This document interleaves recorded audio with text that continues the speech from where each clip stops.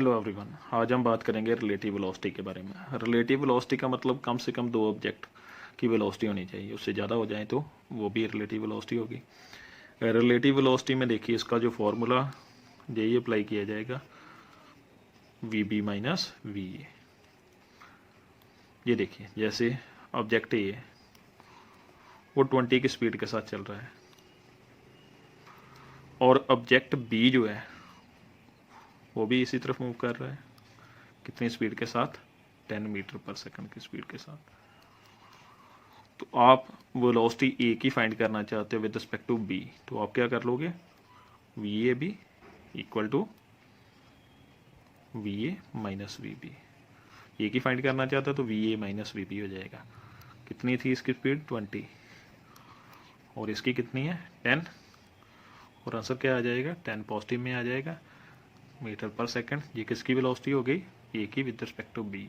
अगर आप बी की फाइंड करना चाहते हो तो आप क्या करोगे? V B A V B minus V A. तो कैसे हो जाएगा? वी बी की वैल्यू क्या है इसमें? देखिए 10 और वी ए की वैल्यू कितनी है? 20। तो ये कितनी आ जाएगी इसकी रिलेटिव वेलोसिटी बी की विद रिस्पेक्ट टू ए? 10 ही आएगा, 10 हो जाएगा, माइनस 10 आ जाएगा इसका। ठीक है, फॉर्मूला सेम ही लगेगा, सिर्फ जिसकी फाइंड करना चाहते हो उस नंबर में से दूसरा नंबर जो है वो माइनस कर दोगे।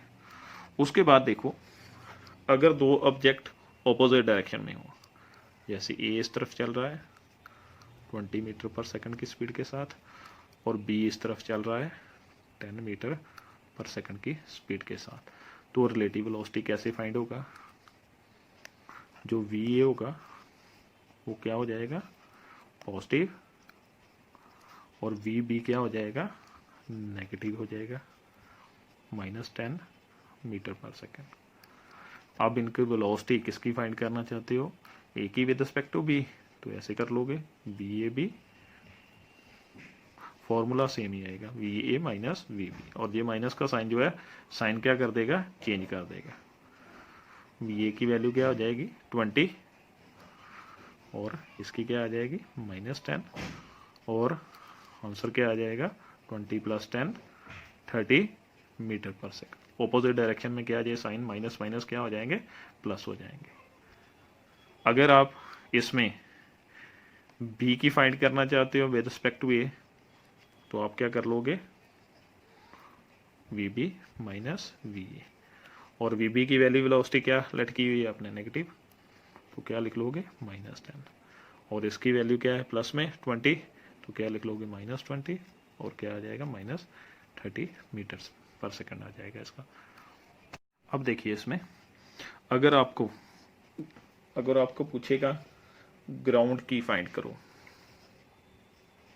With respect to body A, let कर लो वी ए की वैल्यू कितनी है? 30 मीटर पर सेकंड।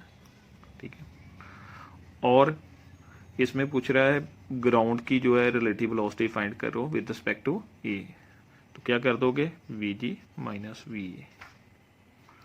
तो इसमें क्या होगा? We ji minus V A, तो इसमें क्या करेंगे? ग्राउंड जो है हमेशा रेस्ट में होता है, अर्थ सरफेस जो है रेस्ट में, तो 0 हो जाएगा वी ए, और वी ए की वैल्यू क्या है? -30 मीटर पर सेकंड आ जाएगा। और उसके बाद देखो, जैसे ये ट्रेन है, ए ट्रेन है, ठीक है, उसकी स्पीड लेट कर लेता हूँ 80 मीटर पर सेकंड, और बोल रहा है इसमें देखो, और बोल रहा है एक मंकी है वो ट्रेन पर भाग रहा है, वो ट्रेन पर भाग रहा है जिस तरफ ट्रेन चल रही है उससे ऑपोजिट डायरेक्शन में, और उस मंकी की वेलोसिटी क्या होगी? उस मंकी की वेलोसिटी दे दी -18 मीटर पर सेकंड। 18 दी हुई है, माइनस क्यों? क्योंकि ऑपोजिट डायरेक्शन में था। वो पूछ रहा है मंकी की फाइंड करो relative velocity with respect to A train की, तो वो उसको क्या करेंगे? हम ये लिख लेंगे, तो क्या कर देंगे? मंकी की वेलोसिटी माइनस ट्रेन ए की वेलोसिटी आ जाएगा, तो उसमें क्या आ जाएगा? मंकी की वेलोसिटी क्या है? 18, और इसकी क्या आ जाएगा? -80, तो ये कितना आ गया आंसर, -98 मीटर पर सेकंड। ठीक है, ये ट्रेन बोल दो इस तरफ चल रही है और मॉन्की किस तरफ भाग रहा था, इस तरफ। तो रिलेटिव वेलोसिटी मॉन्की की पूछ रहा है विद रिस्पेक्ट टू ट्रेन ये, तो क्या करोगे, VM माइनस ये कर दोगे, तो ये जो है इसका आंसर आ जाएगा। दोनों की वैल्यू पुट कर लो। मॉन्की वाली वेलोसिटी क्या हो जाएगी, माइनस, क्योंकि उसकी डायरेक्शन क्या होगी, अपोजिट, और रिलेटिव वेलोसिटी फाइंड करोगे तो ये बन जाएगी उसकी वेलोसिटी। उसके बाद देखो, जैसे पूछ रहा है कि एक ट्रेन है वो इस तरफ चल रही है, ये ट्रेन हो गई, और दूसरी ट्रेन जहां पर है, और दोनों को देखो इसकी स्पीड दी हुई है 40 मीटर पर सेकंड और इसकी स्पीड कितनी दी हुई है, 36 मीटर पर सेकंड। और इसमें पूछ रहा है ये ट्रेन इस तरफ चलेगी और ये ट्रेन इस तरफ चलेगी, ये दोनों एक दूसरे का क्रॉस करने में कितना टाइम लगाएंगी, ये पूछ रहा है।